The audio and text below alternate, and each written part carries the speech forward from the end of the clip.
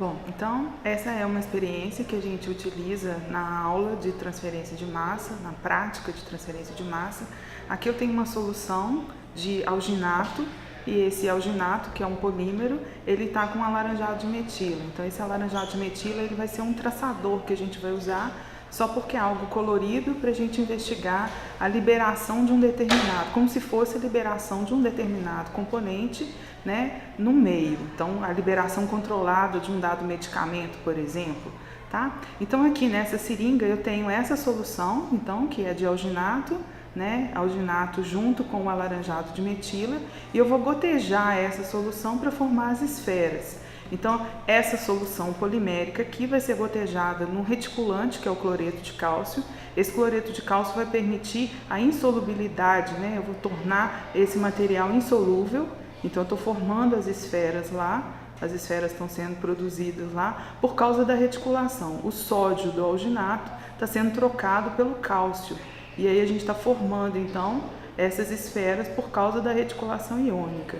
E esse material que está sendo formado aqui, né? Então, ele é como se fosse uma cápsula que o paciente poderia, por exemplo, ingerir durante um certo tratamento. E o que a gente quer é verificar, então, a taxa de liberação desse material. Em relação com o livro, né, a gente tem a lei de Fick, por exemplo, que ajuda a gente a descrever esse fenômeno. Então, aqui, ó, a gente vai tirar as esferas que foram formadas, né? Essas esferas estão aqui.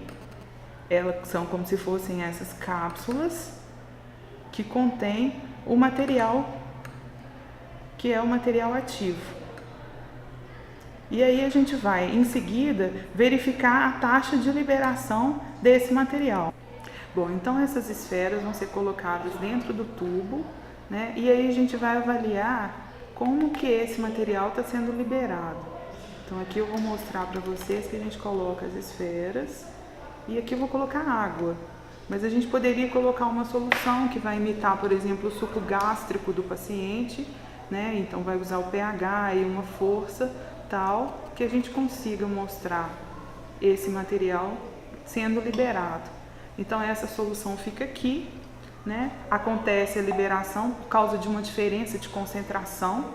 Esse alaranjado que está dentro dessas esferas começa a ser liberado para a água por causa de uma diferença de concentração, e aí a partir disso a gente vai tirando a alíquota de tempos em tempos, né? Nessa aula prática a gente usa cerca de 1h20 aproximadamente, a gente tira a amostra de 10 em 10 minutos para mostrar o aumento da concentração. Então, à medida que a gente vai fazendo, essa concentração vai ficando cada vez mais essa solução vai ficando cada vez mais alaranjada, e aí a diferença de cor a gente vai vendo o tanto que foi liberado desse material.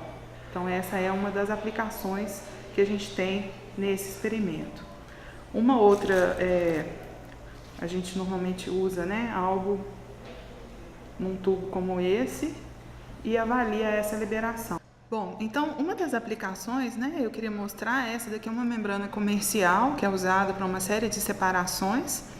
E pensando nessa aplicação que a gente fez dessa prática, ela poderia ser um adesivo, né? Como se fosse aqueles adesivos transdérmicos para liberar a nicotina e a pessoa parar de fumar, né? Então, essa poderia ser usada, essa membrana, como um suporte para aquele material lá onde está sendo liberado, né? E voltando então à nossa experiência, a gente vê aqui a solução um pouco mais alaranjada, né? Com o passar do tempo. E aí a gente consegue ver então que a liberação está acontecendo. Então a gente tiraria aqui uma amostra, né, e mediria a absorção dela. Então seria uma possibilidade aí de ver essa taxa em que esse material está sendo liberado. E vocês vão encontrar aqui embaixo, né, links tanto para o livro, né, para a compra do livro, como também para o meu currículo Lattes, mostrando a pesquisa que eu venho realizando aqui na UFMG.